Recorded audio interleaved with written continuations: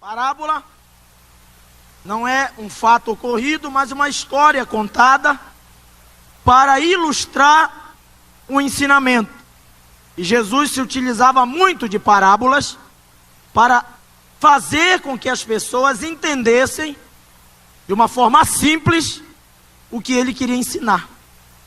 Então ele contou a parábola que em uma cidade havia um juiz iníquo, corrupto, e havia também uma viúva, pobre, como todas as viúvas daquela época. E essa viúva vivia todos os dias batendo a porta daquele juiz, na intenção de que ele a atendesse e julgasse a sua causa que ela tinha pendente. Só que aquele juiz fazia pouco caso, justamente porque ele era corrupto, ele não temia nem a homem, nem a Deus, e ele sabia que aquela viúva não tinha condição de pagar os seus serviços. Então, por isso, ele não ligava para ela. Mas aquela viúva insistiu várias vezes, bateu a porta daquele juiz diversas vezes, até que chegou o momento em que ele disse, o juiz: certo que eu não temo a Deus e também não tenho medo de nenhum homem, mas para esta viúva parar de me molestar, de me incomodar, de me importunar, eu vou julgar a causa dela. No finalzinho desta palavra de Jesus, ele faz uma pergunta, e é aí que eu quero que você atente nesta noite. Ele diz assim, ele pergunta desta forma: quando o Filho do Homem voltar à terra, ele achará fé na terra? E é aqui que eu quero passear com vocês na palavra. Por que Jesus pergunta se quando ele voltar, ele vai encontrar fé na terra?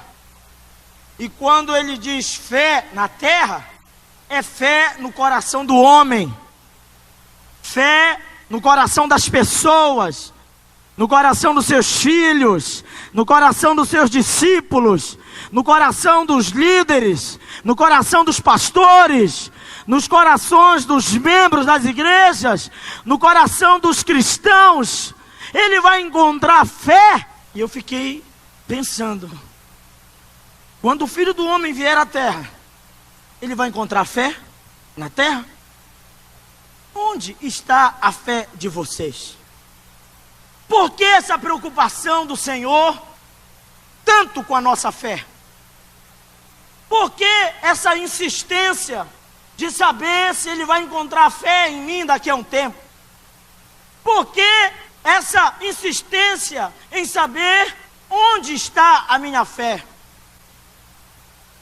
Aí eu me lembrei que em Hebreus a Bíblia fala que sem fé é impossível agradar a Deus. Aí eu me lembrei que a Bíblia diz que o justo viverá pela fé.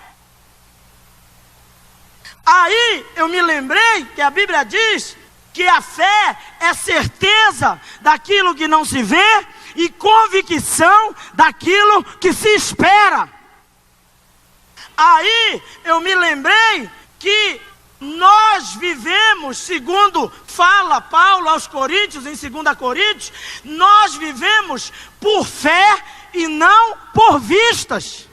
E nós precisamos entender que a nossa vida diante do Senhor e diante dos homens, ela só tem significado pela existência da nossa fé. Então, irmãos, eu vim aqui nesta noite dizer para você que você não pode viver sem fé. Levante suas mãos e diga: eu não posso viver sem fé. Toca no irmão com carinho e diz: meu irmão querido, você não pode viver sem fé. Não podemos, irmãos, porque a fé, grave isso que eu vou dizer para você agora, a fé eu considero como sendo o nosso maior patrimônio espiritual. Por que, pastor, o senhor diz isso? Porque pense comigo, irmãos, tira de nós a fé, o que sobra? Tira de um pastor a fé, o que sobra? Tira de um pregador a fé, o que sobra? Um palestrante qualquer. Tira a fé de um cristão, o que sobra? Um homem qualquer. Tira a fé de um líder, o que sobra? Um chefe qualquer. Tira a fé de um salvo, o que sobra?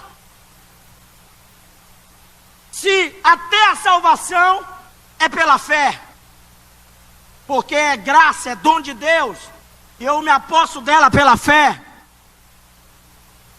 Então, a preocupação, quando o Filho do Homem voltar, vai ter fé? Onde está a fé de vocês? A tua fé te salvou, a tua fé te curou, vai, seja feito conforme a tua fé. Porque a fé, irmãos, é o canal por onde Deus vai operar na nossa vida.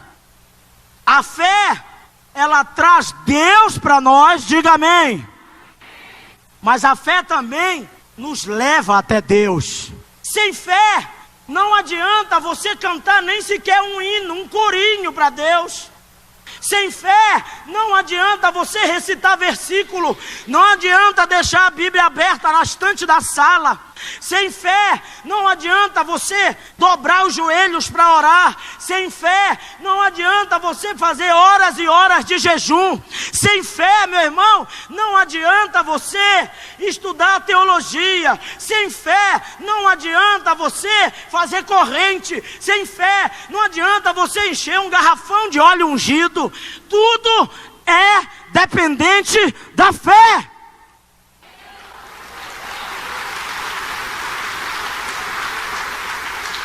O que eu vou fazer sem fé?